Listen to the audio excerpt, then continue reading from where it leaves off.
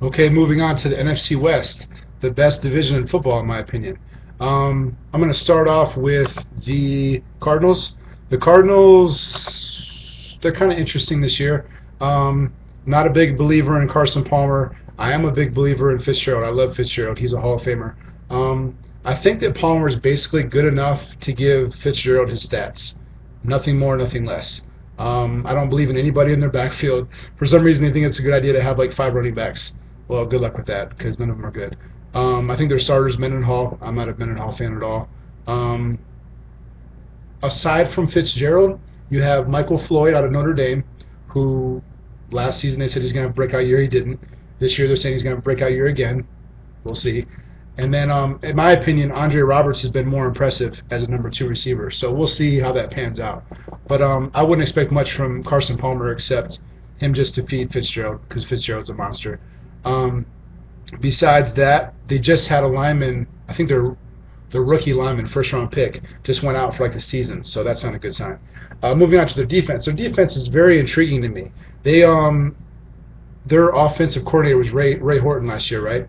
Ray Horton is a really good defense coordinator. He's on the Browns now. Wink. Um, Ray Horton had that defense clicking, right? They were getting sacks, they were putting pressure, they were playing good defense, right? So you have Patrick Peterson, who in my opinion is a top three cornerback in the NFL. You just brought in Honey Badger from college. He's making plays. And you have some other guys, some playmakers. You have some really good linebackers, some good D linemen. So the defense has a lot of potential to make some plays. So I see them causing a lot of turnovers and keeping games close. But the problem is Carson Palmer's mediocre, and he's not going to score a lot of points. So what does that equal? It equals a lot of close games. Moving on to the next team is the 49ers. Yep, 49ers.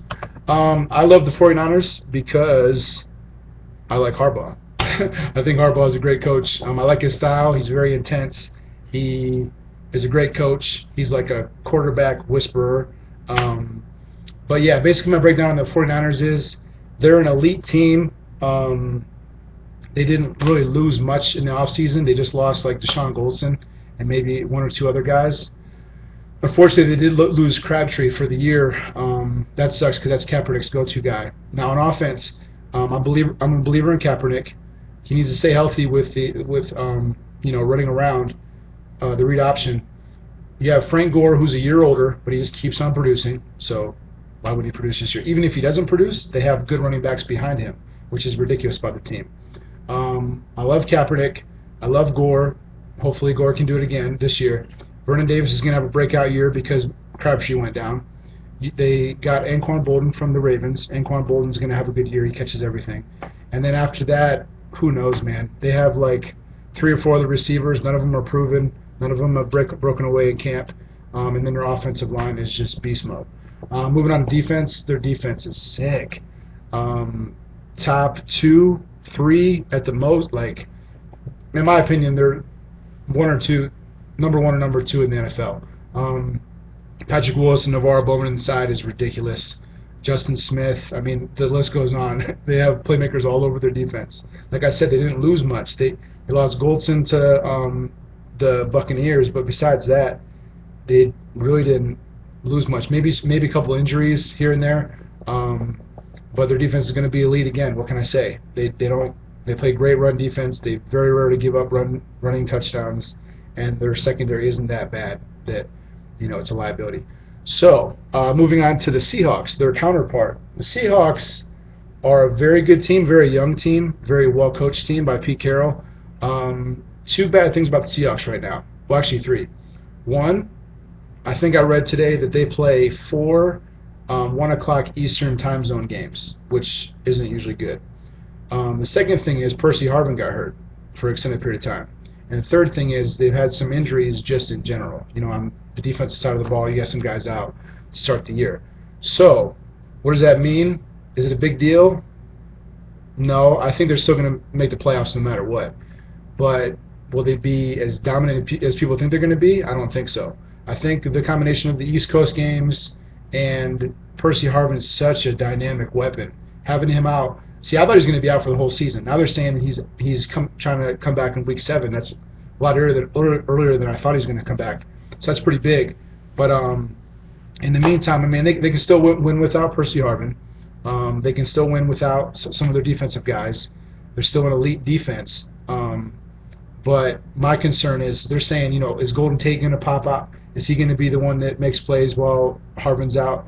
Marshawn Lynch, I'm not a fan of Marshawn Lynch, but he is a monster. He runs hard, touchdown monster. His backup, I'm assuming it's Christine Michael. I've never met the guy, but I'm assuming that's how you say his name. He's a beast. He was averaging like 6+ in the preseason. I mean, that guy's nasty. So I'm really jealous that they have him as a backup. So if Lynch goes down, it doesn't even matter. Besides that, their offensive line's pretty good. Russell Wilson's a very good young quarterback. He's not a fluke at all. Besides that, I mean, you have Sidney Rice, Golden Tate. I'm not impressed with any of those guys, but Russell Wilson's a good quarterback, so I think he'll make it work. But on defense, like I said, Bobby Wagner's monster. He was a rookie linebacker last year, had a monster year. Their secondary, obviously, Legion of Boom, whatever they call themselves, they're very solid. So teams are going to have a hard time with them this year. But what I noticed is they have a very good home record, and then away, not so much. So we'll see. And then last but not least, the St. Louis Rams. The Rams are intriguing for a few reasons. One, I gained a lot of appreciation for how good of a coach Jeff Fisher is when he went from the Titans to the Rams, because I kind of took him for granted. And then when I saw him turn the Rams around, like literally within a year, I mean, that was very impressive. You had the Rams who kind of just couldn't get their motor started, and all of a sudden they're winning. I think they beat the 49ers twice in 1 year, so that's very impressive as a coach. This year, on defense, they have a pretty good defense. Well, yeah, I mean, they're kind of similar to Arizona. They have some playmakers. On defense, they have Laurinaitis in the middle, and Long on the line for pass rush. On offense, I'm not really a believer in Bradford. He's going to be thrown to Chris Givens. He's the number one receiver. Jared Cook has been getting most of the looks in the preseason, and then they drafted Tavon Austin, number 8 in the draft. Now they're saying that they've been like hiding or being vanilla with Tavon Austin because they don't want to let everybody know what their big plan is. So I've started him in fantasy this week because I think they have big things in store. Throwing the ball, handing the ball off to him, punt returns. I think he's just going to be their all-purpose weapon. So that should be exciting. Just Tavon Austin, just that name in itself and what he did in the combine makes them worth watching, in my opinion. But that's it for that division. I'll be right back.